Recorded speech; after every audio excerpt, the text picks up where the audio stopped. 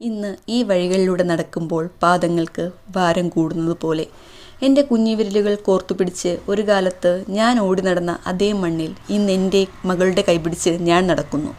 കാലം എത്ര വേഗമാണ് അതിൻ്റെ കോലങ്ങൾ മാറ്റി വരയ്ക്കുന്നത്. ചുറ്റും നോക്കുമ്പോൾ പഴയ ആ വീടുകളില്ല, ആ പൂമുഖങ്ങളില്ല.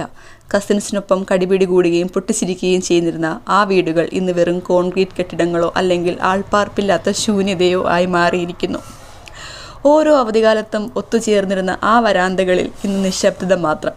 അന്നത്തെ ആത്മബന്ധങ്ങൾ എവിടെയാണ് വഴുതിപ്പോയത്?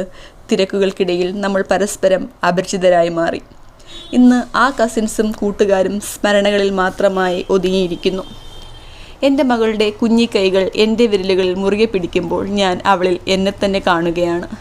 അവൾ ചോദിക്കുന്ന നിഷ്കളങ്കമായ ചോദ്യങ്ങൾക്ക് മറുപടി നൽകുമ്പോൾ എൻ്റെ തൊണ്ടയിടറുന്നു. മോളെ, ഈ കാണുന്ന വഴിയിലായിരുന്നു ഒരു കാലത്ത് ഞങ്ങളുടെ ലോകം മുഴുവൻ എന്ന് തുടങ്ങുന്ന ഓരോ വാചകത്തിലും എൻ്റെ ബാല്യം വിങ്ങുന്നുണ്ട്. മൺമറഞ്ഞുപോയ ആ പഴയ തറവാടുകളും കൈവിട്ടുപോയ സൗഹൃദങ്ങളും ഒരിക്കലും തിരികെ വരില്ലെന്ന ബോധ്യം മനസ്സിൽ ഒരു കനലായി അവശേഷിക്കുന്നു.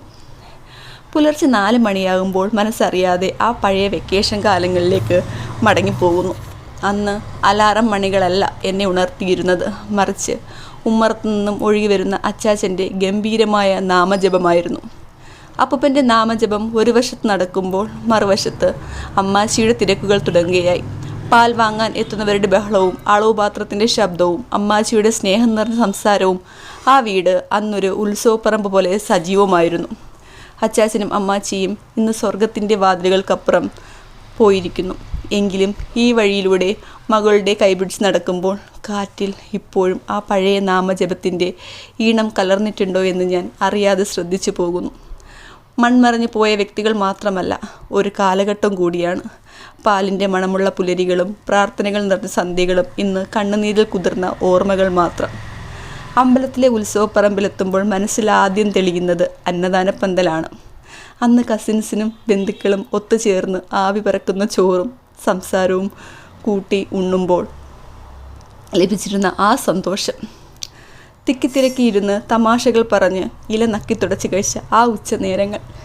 ഇന്ന് അതേ അമ്പലമുറ്റത്ത് അതേ പന്തലിൽ ഞാൻ നിൽക്കുമ്പോൾ കൂടെ ആരുമില്ല.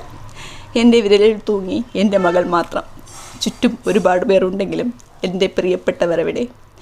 സിനിമയിലെ സ്ലോ മോഷൻ സീനുകൾ പോലെ കസിൻസിൻ്റെ മുഖങ്ങൾ ഓരോന്നായി എൻ്റെ മുന്നിലൂടെ കടന്നു പോകുന്നു.